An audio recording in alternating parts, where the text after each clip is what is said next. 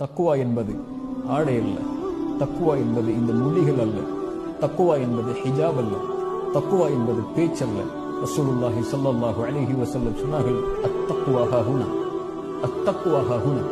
தக்குவா என்பது இங்கே இருப்பது, இங்கே இருப்பது, அது செயலால் வெளிப்படும் உள்ளத்தில் இருந்து. சுப்ஹானல்லாஹ். ரசூலுல்லாஹி ஸல்லல்லாஹு அலைஹி வஸல்லம் அதனால்தான் அல்லாஹ்விடத்திலே பிரார்த்தனை செய்வார்கள், அல்லாஹும்ம ஆதி நஃப்ஸி தக்வாஹா, யா அல்லாஹ் என்னுடைய கல்விற்கு தக்குவாவை கொடு.